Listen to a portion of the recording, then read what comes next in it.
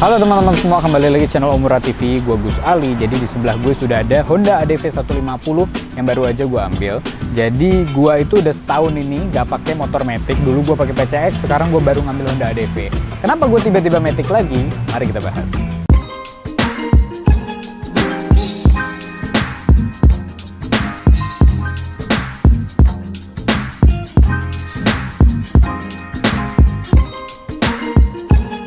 Oke guys, seperti yang kalian tahu, gue kembali lagi ke motor matic. Dulu gue sempat pakai PCX, lalu gue ke GS. Dan kenapa gue ngambil ini? Jadi gue tuh sebenarnya udah pakai GS ini harian, touring, tapi lebih ke harian kan. Nah gue udah pakai tiap hari, dan karena tinggi badan gue juga 163 dan gue bawa GS itu tinggi banget motornya, ya lama-lama capek juga. Kepin motor yang santai, tapi juga bisa. Gue kepin santai, gue pakai harian. Gue kepin ke supermarket juga bisa. Tapi gue sekali gue pengen touring, tinggal gas aja. Nah jadilah terpilihlah motor Honda ADV ini. Nah Honda ADV ini waktu gue coba itu, ini motor temen gue. Habis itu dia udah ganti motor. Habis itu dia kepin ngelepas. Gue coba, gue suka, gue nyaman. Habis itu gue pakai agak lama dan akhirnya gue jatuh cinta juga.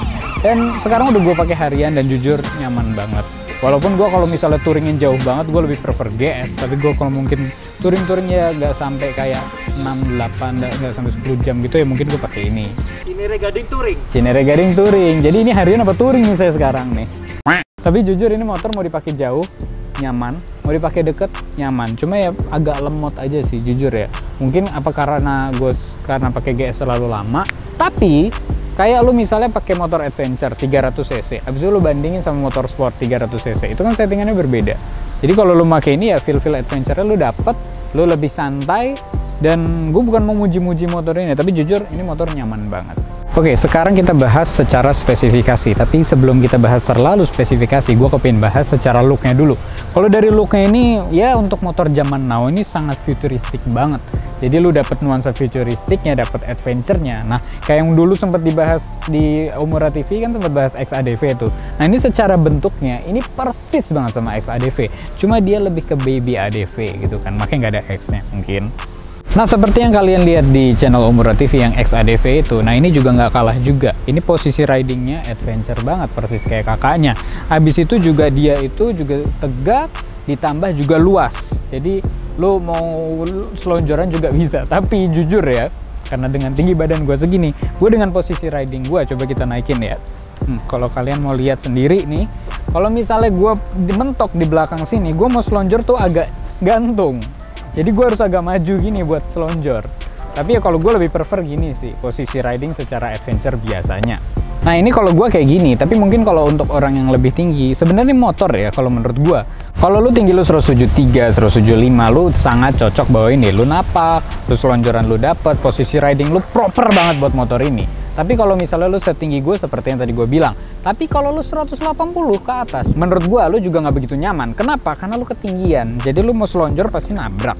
Lu mau ke belakang juga nggak nyaman. Nah, biasanya orang-orang yang segitu biasanya lebih cocok pakai motor yang XADV.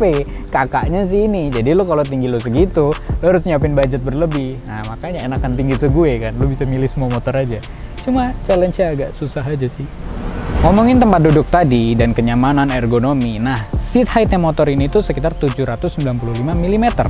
Nah gue bandingin sedikit ya sama GS yang gue bilang jinjit banget. GS gue itu 835, nah beda sedikit kan. Jadi kalau misalnya kalian bandingin GS sama ini ya, berarti ini termasuk tinggi juga buat matic. Nah kalau misalnya kita ngomongin untuk tinggi, dia cocok. Kenapa?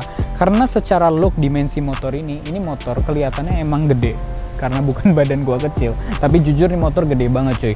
Nah kalau kita ngomongin di dimensi tadi, lu bisa bandingin PCX, ADV, sama Vario yang sama-sama 150. Nah menurut gua look yang paling bagus adalah ini. Look yang paling nyaman adalah PCX. Tapi kalau lu mau yang nyaman dan keren dan futuristik dan lu pakai buat Jawa enak, ya ini pilihannya. Ya bener-bener ADV. Nah ngomongin tentang gagah, keren, keker, lu pasti bayanginnya ini motor berat. Sebenarnya motor ini untuk 150 menurut gue standar beratnya. Secara berat dia 132 kilo dibanding PCX yang dia 137 kilo. Gue kenapa bandingin sama PCX terus? Karena sebenarnya mesinnya sama aja. Mesin PCX, mesin ADV, dan Vario itu sama-sama mesin Vario. Tapi semuanya disetting dengan sesuai kebutuhan motor-motor tersebut. Ngomongin berat tadi, kita coba sambungin dikit sama GS ya, karena ngomongin ADV juga. GS itu 167 kilo. Dan lu motor-motor 250 standarnya itu 167 kiloan biasanya. Nah, jadi kalau untuk berat segini, ini standarnya motor Matic Premium lah. Jadi menurut gua secara spek itu emang wah berat, tapi saat lu bawa itu feel-nya berbeda-beda. Ada motor yang kelihatan berat di spesifikasi, tapi ada yang malah jadi ringan saat lu bawa. Oke, lampu depan. Kita bukan bahas lampu yang udah terpasang ini ya, tapi kita lebih bahas tentang lampu depan Honda ADV ini. Lampu depannya futuristik banget seperti yang gue bilang, dan dia ada kayak karakter-karakter Africa Twin. Kalau misalnya lo lihat Africa Twin, itu kayak ada ciri khas Africa Twin. Dan ini lampu udah LED, ditambah sennya juga yang keren banget. Sennya ini kalau motor-motor lain lo mungkin harus kayak beli aftermarketnya, tapi kalau ini udah bawaannya udah keren. Habis itu kalau belakangnya, lampu belakangnya itu malah agak aneh menurut gue, kayak lampu NMAX tapi dibelah. Tapi ya, lampu NMAX yang di gitu kan posisinya, tapi ini kayak dirubah dikit, kayak lo adonan tanah liat nih, habis itu jadi lampu, tau nggak lo? Tapi tetap keren sih menurut gue. Habisnya ini kayak motor nih futuristic, adventure kayak yang tadi kita bilang, tapi kalau masalah lampu gue seneng depannya, tapi belakangnya gue jujur kurang asik.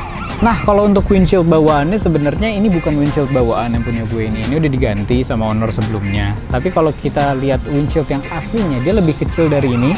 Dan ini tuh hebatnya di motor 150cc ini, dia ada adjustable windshield. Jadi lo bisa ngatur windshield tuh biar cocok gitu loh. Tapi karena ini bawaannya gini, ini gue belum tahu sih cara ngaturnya gimana.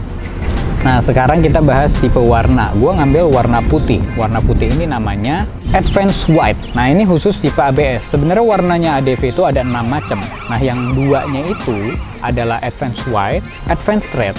Nah, itu khusus yang ABS. Nah, kalau yang khusus CBS yang tipe satunya, itu ada 4. Ya, ada matte brown, matte black, ada red, dan silver. Itu CBS. Kalau yang kita ini Advanced White, dia khusus ABS. Nah, ini mumpung kita bahas posisi gini ya, ini kan kelihatan nih, ini bagasinya kan. Bagasinya jujur dia nggak besar. Buat motor Matic yang premium zaman now, dia cuma 26 liter. Jadi dia sebenarnya nggak begitu besar. Makanya kita kasih box. Oke, bisa kalian lihat ini tiba-tiba shotnya motornya sudah basah. Jadi tadi hujan kita neduh dulu kan, ini sekitar udah setengah jam. Jadi kita lanjut lagi. Nah, tadi kan gue ngomongin bagasinya ini 26 liter. Nah, itu kurang besar, tapi ya cukup lah buat kalian yang riding dekat. Pakai biasanya kita akalin pakai box. Nah, kalau untuk bensinnya, dia kapasitasnya cuma 6 liter. Dia nggak begitu besar, tapi menurut gue cukup lah kalau untuk 150 gini. Dan hujan lagi, ayo kita neduh lagi guys. Oke, sekarang kita bahas fitur. Seperti yang gue bilang tadi, berkali-kali gue bilang ini futuristik. Gak cuma look aja, tapi secara fiturnya iya. Dia itu dari kuncinya aja udah keyless. Seperti ini, kita buka dulu. Nah, salah satu juga ada di tempat buat naruh barang-barang kecil. Kuncinya udah keyless.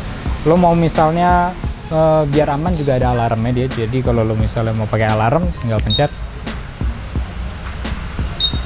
Nah, kalau misalnya lu parkir, atau lu bingung motor lu di mana, lo tinggal pencet. Ada tuh nyala tuh lampunya. Lampunya nyala. Nah, ditambah lagi speedometernya udah multifungsi dan looknya oke banget. Yaitu ada beberapa, jadi lu kalau nyalain ini speedometernya langsung ada beberapa informasi seperti jadwal ganti oli, trip A to B, termometer, kondisi aki, dan juga ada jam juga, jamnya digital. Jadi nggak kalah tuh sama jam-jam tangan, jam-jam dinding. Ya kali ada jam dinding di motor kan. Uniknya, indikator lain seperti indikator sen, indikator bensin, ABS, smart key, informasi radiator, dan suhu mesin, itu semuanya di kotak terpisah. Nah, sekarang kita bahas mesin. Mesinnya seperti yang gue bilang tadi di awal, mesinnya Vario. Emang mesinnya Vario cuy. Kayak PCX pakai Vario, ini juga pakai Vario. Walaupun menurut spesifikasi, dia itu menang akselerasinya. Ya, kalau dijelasin agak panjang, agak ribet pastinya. Kayak kode-kode gitu kalian pasti pusing. Tapi pokoknya dia sudah disetting sama Honda untuk akselerasinya lebih kuat, lebih cepat daripada PCX dan Vario. Walaupun kalau pendapat gue pribadi, yang gue alami di jalan nggak seperti itu. Malah kalau menurut gue PCX masih lebih tinggi akselerasinya dibanding ini. Tapi kembali lagi, lo adventure, lo pasti butuh tarikan atasnya juga. Walaupun orang lebih pilih torsi sebenarnya. Kembali ke orangnya masing-masing. Nah, kalau detail mesinnya, kita sebutin sekarang.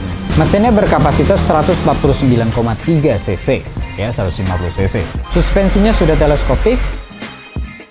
Nah, motor ini ban depannya itu ukurannya 110/80. Dan ban belakangnya dia 130/70.